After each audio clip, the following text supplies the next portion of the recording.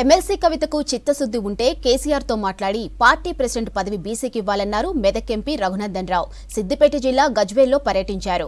బీసీలకు అన్యాయం జరిగిందని కవిత మాట్లాడుతుంటే దయ్యాలు వేదాలు వల్లిస్తున్నట్లు ఉందన్నారు. కేసీఆర్ కుటుంబానికి పదవులు ఉన్నట్లు బీసీలకు పదవులు అక్కర్లేదంటూ విమర్శించారు. మహిళలకు పదవులిచ్చి గౌరవించిన పరిస్థితి బీఆర్ఎస్ చరిత్రలో లేదని ఎద్దేవా చేశారు రఘునందన్. చాలా మంది టీఆర్ఎస్ ఎమ్మెల్యేలు ఉన్నప్పటికీ కూడా పోటీ చేయడానికి ధైర్యం చేయక టీఆర్ఎస్కు ప్రజలు బీఆర్ఎస్ ఇచ్చిందని ఫామ్ హౌస్కి పరిమితమైన వాళ్ళు లేదా మళ్ళీ మీటింగ్ పెడుతుర్రంట. మీటింగ్ పెట్టి ఎవరిని ఎమ్మెల్సీ చేయాలని చూస్తారంట. మాట్లాడుతుంది బీసీలకు బీజేపీ అన్యాయం చేసిందని. తల్లి మేము 2 ఎమ్మెల్సీలు ఇస్తే 2 ఎమ్మెల్సీలు గెలిస్తే ఒకటి బీసీ గెలిచినాం, ఒకటి ఓసీ గెలిచినాం. దాదాపు జనాభాలో సగం ఉన్నటువంటి బీసీలని సముచితంగా గౌరవించేటువంటి పార్టీ భారతీయ జనతా పార్టీ. అమ్మ కవితమ్మ, నీకు చిత్తశుద్ధి ఉంటే మీ నాయనతో మాట్లాడి పార్టీ ప్రెసిడెంట్ మీ నాయన అగ్రకులం కాబట్టి వర్కింగ్ ప్రెసిడెంట్ను ఒక బీసీకి ఇయ్యండి.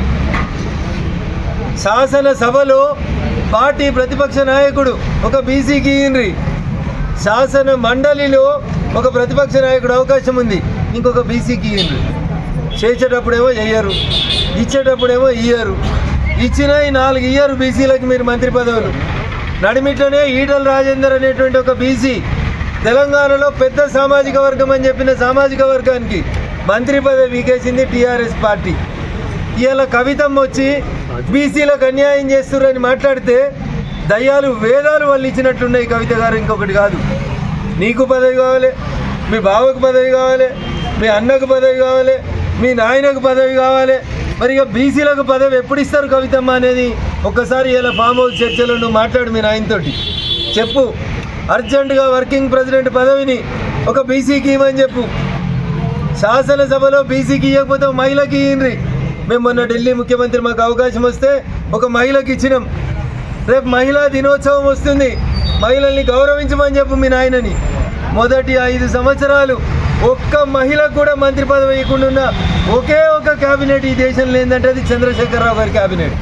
అందుకని బీజేపీని విమర్శించే కంటే ముందు మీ ఈపు మీ కనబడతలే చెల్లె జర ఎవరైనా వెనకాల చేసి చెప్పుమని మీ తప్పులు మీరు